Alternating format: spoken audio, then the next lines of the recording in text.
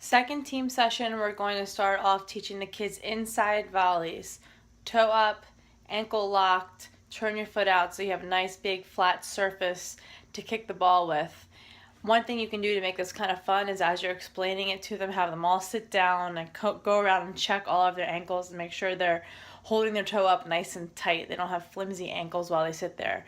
Then have them get a partner, and then they're going to do 3 volleys with the right foot and 3 volleys with the left foot, and then switch and let the other partner go. In order for the volleys to count, they have to be caught. After that, we're going to set up 10-yard boxes, okay? It's an easy 10-yard box, and we're going to set up the square passing drill. So start with 2 people on one cone and 1 on the rest. You can have up to 2 people on each cone. What we'd like to do is set 2 boxes up next to each other. 1 here, 1 over here, and then have them practice going around the box. All right foot counterclockwise. We don't have to do this all left foot too. We can tell the coaches to do that on their own time. We won't have time for that today. So give them a chance to practice, and then after they practice for a little bit, they look like they're starting to get the hang of it, then you'll have them do a competition with the other group. Who can get around the box 2 times, back to their original spot, and sit down. Now, if you have an uneven amount of people, so you have 5 on one box and 6 on the other, either have a coach jump in and do it with you, or you can say they just count the times the ball goes around the box, and you say whoever can get the ball around the box 10 times first wins.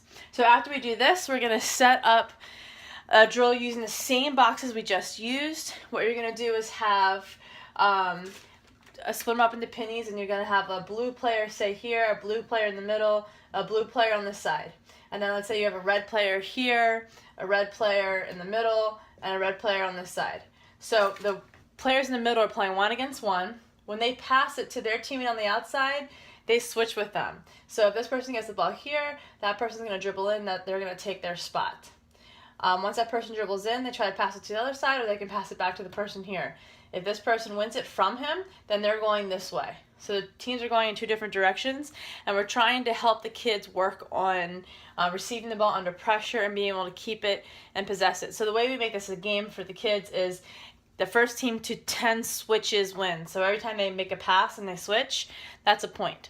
All right, so depending on how much time you have, you can play maybe 2 rounds of this, and for the second round, you can switch the blue teams on the 2 different boxes so they can play against somebody else.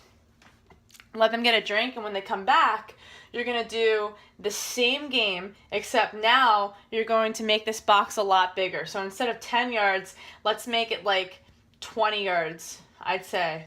20-yard box, and we're going to do a blue and a red on each side. Okay, so we're going to take the people from the other box, bring them over here, and then we're going to put a blue and a red on each side of the box, and then that should leave us with a blue and a red in the middle. And depending on the age group, we might just have 1 blue, 1 red in the middle, or we might have 2 on 2. So if we're doing U12, U14, we can probably do 2 on 2 in the middle. If we're doing U8, U10, we probably just want to keep it just 1 in the middle because they're still having trouble with this a little bit. So now they can pass it to any of the 4 sides and switch. And since they have 4 options now instead of 2 options, we'll do first team to 20 switches wins. So this is a way to show the coaches how to expand the game, have the kids looking for more options as they receive the ball. If they seem to be doing well, you can put another number up in here. Now, here's the thing. If you have a really uneven amount of kids, like you have like 2 or 3 extra blues or reds, depending on the number of people on the team, you're going to do the same game, except you can just take them to the center circle is fine.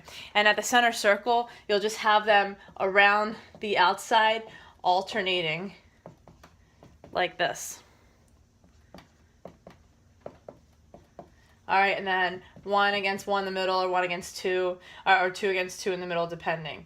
So you can just do a circle if you don't have the right number for a square, and then it kind of doesn't matter. And then they do the same thing, they switch out, but let's say they can't pass back to the same person. So After you finish this, if you still have time, you can play a fun game with them. You're probably not going to have time left.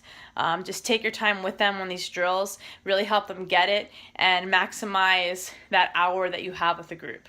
All right, have a good sesh.